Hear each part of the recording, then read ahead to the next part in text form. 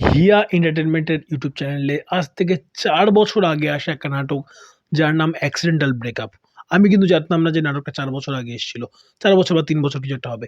তারপরে জাস্ট ৩ সপ্তাহ আগে নাটকটাকে আবার তারা ছাড়লেন এবং বাংলাদেশের প্রচুর নাটক এরকম থাকে যেটা সেম নাটকই অনেকদিন আগে থেকে থাকে ২ বছর, ৩ বছর, ৪ বছর সেটাকে তারা আবার রিলঞ্চ করে বা রিপাবলিশ করে এবং অনেক দর্শকই হয়তো যারা ওগুলো দেখেননি তারা আবার সেটা দেখেন। কি তাদের পলিসি আমি জানি না ভিতরের গল্প আপনারা যদি জেনে থাকেন যে কেন তারা একই কনটেন্টকে আবার রিপাবলিশ করেন আমি সেটা জানি না। আপনাদের জানা থাকে কেন করে?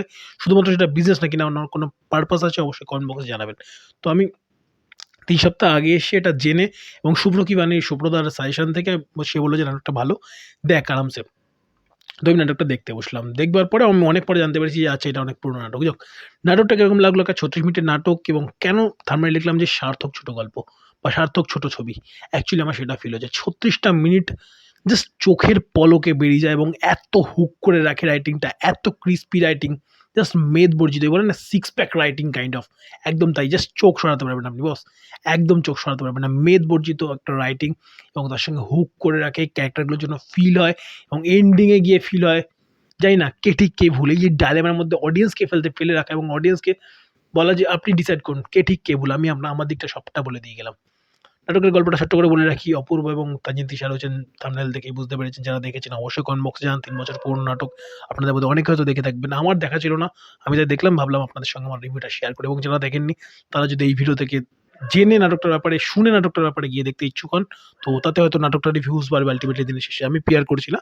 বাট যেটা ভালো কাজ সেটাকে প্রমোট করতে কোনো এট লিস্ট আমি ব্যক্তিগতভাবে কোনো খারাপ দেখি না। যাক কেন নাটকটা সাজেস্ট করব দেখবার জন্য।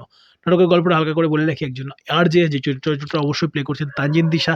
সে আরজে তার জীবনে একটা ঘটনা অন্য কারোর জীবনে কিভাবে গিয়ে বাটারফ্লাই এফেক্ট ফেলে এবং সেটা ঘুরে এসে কি করে তার জীবনে মানে একদম বুমেরাং হয়ে ওঠে। সেই বুমেরাংটা দেখবার গল্প 'অ্যাক্সিডেন্টাল ব্রেকআপ'। আমি নাটকের শেষ ৫ মিনিট মানে ধরে নিন নাটকটা ৩৬ মিনিটের নাটকে ৩০ মিনিট অব্দি আমি বুঝতে পারি না যে কেন এর নাম 'অ্যাক্সিডেন্টাল ব্রেকআপ'? ব্রেকআপ তো হয়। সেটা তো অ্যাক্সিডেন্টাল নয়। কেন 'অ্যাক্সিডেন্টাল ব্রেকআপ'? বাট যখন জানতে পারি তখন আমি জাস্ট নাম্ব হয়ে যাই। এবং কোথাওটা গিয়ে ওই যে ভাবিয়া করিও কাজ, করিয়া ভাবিও না। এই জিনিসটা এবং কেউ কোথাওটা গিয়ে শুধু যে এটাতে থেমে থাকে তা নয়। কিছু জায়গাতে মনে হয় যে আপনার ফিলোসফি একরকম আপনি একভাবে জীবনটা ভাবেন, আরেকটা মানুষ আরেকভাবে জীবনটা ভাবে। এই অনেকগুলো প্রশ্ন। আবার কোনো ক্ষেত্রে মনে হয় যে হ্যাঁ, জাজমেন্টাল হইও না। কাউকে জানো তারপর জাজমেন্টাল হও। এই অনেকগুলো প্রশ্ন, অনেকগুলো পয়েন্ট, অনেকগুলো হ্যাঁ, না, ফিলোসফি, দর্শন, চিন্তা, সমাজবিদ্যা সবকিছু যেন ঘোটালা পেকে এই নাটকটাতে একাকার হয়। নাটকটা শেষ করবার পরে যতটুকু না পরিচালকদের কিছু করবার থাকে তার থেকে অনেক বেশি করবার ভাববার থাকে দর্শকদের এবং এখানেই বোধহয় নাটকটার সার্থকতা। যারা দেখেছেন অবশ্যই জানেন এবং যেই নোটে শেষ হয়েছে এই নোট ছাড়া আপনি পরিচালক হলে আপনি কি নোটে শেষ করতে চাইতেন অবশ্যই জানান এবং নাটকের রাস্তার দুটোকে কি আপনি এক করতে চাইতেন? নাকি রাস্তার দুটো ঠিক যেভাবে ছেড়েছেন পরিচালক ঠিক সেভাবে আপনি ছাড়তে চাইতেন? অবশ্যই কমেন্ট বক্সে জানান। ভিডিও ভালো লাগলে লাইক করুন, শেয়ার করুন এবং এই ৩ বছর ৪ বছর আগে নাটককে রিলঞ্চ করার এর আগেও ঘটনা আমি দেখেছি বাংলাদেশের প্রচুর নাটকের ক্ষেত্রে। এটা তারা কেন ঘটান অবশ্যই কমেন্ট বক্সে জানাতে ভুলবেন না। ভিডিও ভালো লাগলে লাইক করুন, ভিডিওটাকে শেয়ার করুন, ভিডিওটাকে প্রথমবারের জন্য যদি আমার চ্যানেল দেখে থাকেন চ্যানেলটাকে সাবস্ক্রাইব করুন। পাশে থাকা বাটনটাতে অল নোটিফিকেশন অন করে আমার চ্যানেলের সঙ্গে থাকতে ভুলবেন না এবং পারফরম্যান্স দিক থেকে আর কি বলব তারা দুজনে কিন্তু ফাটিয়ে পারফর্ম করেছেন। আর কি এই ছিল আমার রিভিউ ভিডিও। ভালো লাগলে চ্যানেলের সঙ্গে থাকুন। Stay tuned to Filmi Chatushkon. By.